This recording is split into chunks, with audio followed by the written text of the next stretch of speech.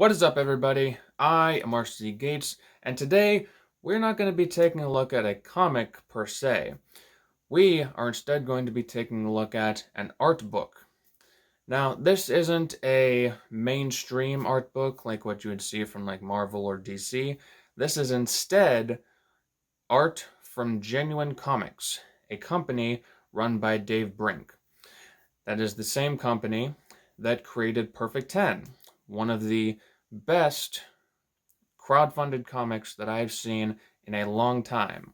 So, if you would please join me as we delve into Heroes and Villains, the Art of Genuine Comics. Alrighty, so this is a art book of Genuine Comics. And this is a book that has some characters that you haven't been introduced to yet, mainly from these reviews, because we've focused mainly on Perfect 10 and the Power Trip anthology. But this is mainly art from the other stories in the Genuine Comics universe, and some of the other stories that are in, or that are sold on Genuine Comics website. So, we are going to jump into this, and you can see various different art styles in this. Now, some of these characters you have not seen before, and there are even some that I haven't seen. So this is apparently the Free Radicals, and two of these characters you'll recognize. This guy in the back, you'll obviously know from being one of the background characters in issue 2 of Perfect 10. And then you also have Replica. I'm curious what she's doing on the team, because I saw her first in issue 2 of Perfect 10, and I didn't know she was a part of a team. So, that's interesting to see. Also, these two characters right here, I don't know why she has a heart on her forehead, and I don't know why this guy, is it a guy or a girl? I don't know. Maybe a teenager. But honestly, I like those powers, or what looks like powers. So I want to see that in a comic. I like there are certain things that I will notice and want just because of how it's drawn. And those little orbs of whatever power that is, it's intriguing enough to make me want to see more of it. So, we're going to move on to the next one. Oh. Alright, so we have more of the Free Radicals. We have the Prime Syndicate on this side. All these characters, most of these characters we've seen before, except for this chick and this guy. Chernobyl we've seen. This guy, Crimson, Porcelain, and this girl we've seen. But these two we haven't. Interesting. Replica we've seen. Oh, there's a Native American chick who's shooting. Huh. That's an interesting power. I want to see that. That looks cool. Him we've seen in the background. Haven't gotten a name for him yet. And again, her, I don't know what her power is, but I don't know. Maybe it has something to do with hearts, because she has a lot of heart designs on her suit.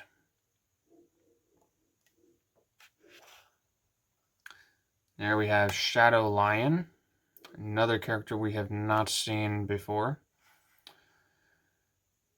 Greystone, who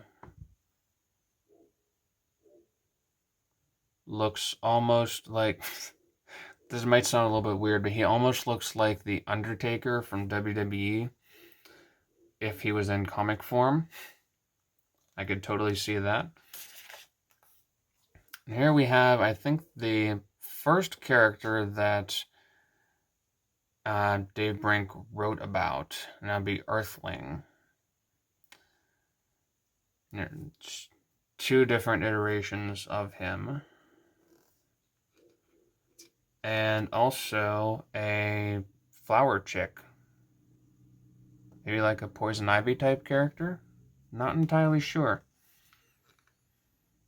Maybe I'll have to pick up that comic. Oh, okay.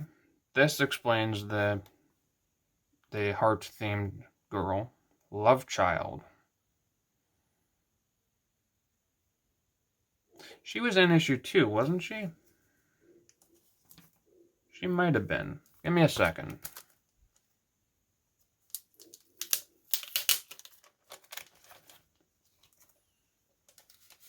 I seem to recall someone mentioning her name.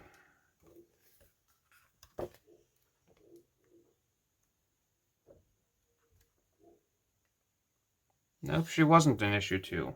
Why do I know that name from somewhere?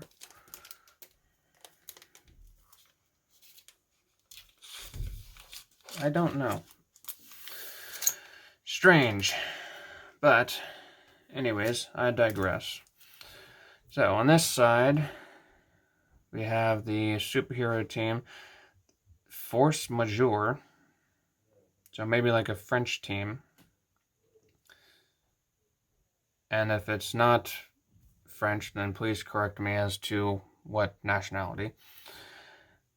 But there's a lot of superhero teams in the Genuine Comics universe. And here's 2 other iterations of them. Looks like this girl has changed her hairstyle. And some more of them as well. This one's a double-page spread by Toby Max. I like that art style. Genuine Comics has a lot of really good artists who work for him, or who work with him. I don't really know which exactly it is, but let's go with work with. And here we have a character named Gem, who I have not seen in any of the stories thus far. Of course, I haven't seen most of these characters in stories before. This one gives me a lot of like 90s comics vibes with Jim Jimenez and King Bola. This one gives me major anime vibes, which I'm not complaining. Anime and 90s comics vibes. Anime mostly because of the face, and 90s comics because of the absolutely unrealistic body type of that. Not complaining. And another one of Gem by Emin Baldestaman. Emin Baldestaman.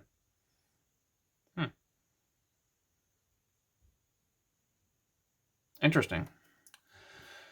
Then we have Warstorm versus Gem and Ajax. Was Ajax in one of these previous pinups? No, he was not. Alrighty, so that's a new one. Warstorm looks like he's about to like kick someone's ass. So, and here we have Legend. This guy has a lot of dreadlocks and a flaming sword.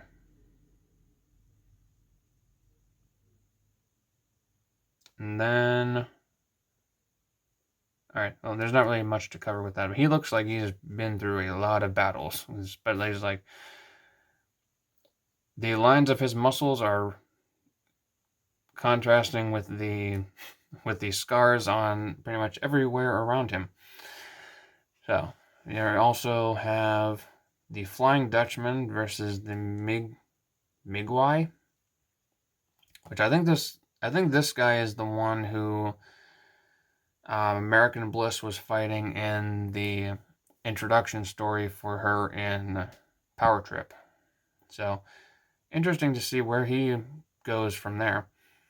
And then the Flying Dutchman was, I believe he was in the Auxilium story as one of the ones who was having to be cleaned up for. And then we have another superhero team called the Empowered. Almost looks like a team of teenagers.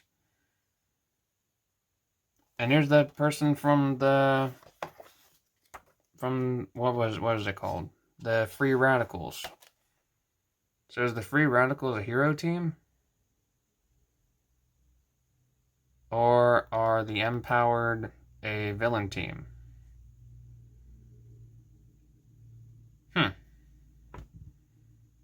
I don't know. I guess we're going to have to wait and find out whenever Dave puts out a story for them. Interesting. Oh, and I was right. They're rollerblades. I don't know if I covered that, but that does look cool. I do like how that Powered looked on this first pinup, though. This one is a bit more intriguing than these ones, but it is different artists, so I'll accept that. And then we have 10, showing even more so why she is perfect 10. And then Regiment, which is another hero team, maybe? I'm not entirely sure. Again, a lot of this hinges on knowing the characters beforehand and figuring out what exactly they are. If they are hero or villain. So, here's another one where it's a bit more difficult to figure out. Gorgeous and Grotesque, which I like that name. And honestly, I could see them as being a hero team and a villain team. I honestly can't tell. But it makes me want to see more of them. And definitely say that. Oh, and here's Pal's version of both of those characters. Makes me want to see even more of it.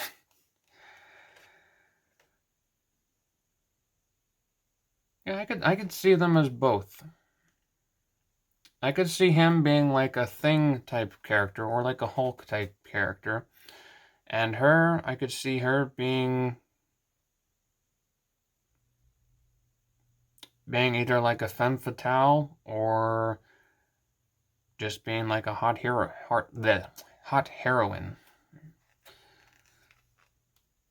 I want to see more of them. I do. There's some more of them. Some almost makes them look like Swamp Thing or Man Thing or whatever that character's name is from Marvel or DC. Marvel and DC have such similar characters sometimes, it gets a little bit confusing. Like, who's that character that lives in the swamp? I think it's Swamp Thing. And you have, Paragon, whose biceps are 2 times the size of his head. That's definitely giving me a 90s Marvel type of vibe right there. Overpowered muscles and extremely over-exaggerated body type. Alrighty, and now we're... Okay, so 2 left. We have Earthling, Dream Girl, who's another character who has a comic out for Genuine Comics, and Stealth versus Hellgate, which it looks like there's tentacles of some sort of like Lovecraftian monstrosity coming out of his cape, which that would be quite creepy to see. Yeah, they're like hentai. And then we also have Replica versus Mandroid. Wasn't Mandroid on the same team as her? Yeah, there's Mandroid right there. And there's Replica.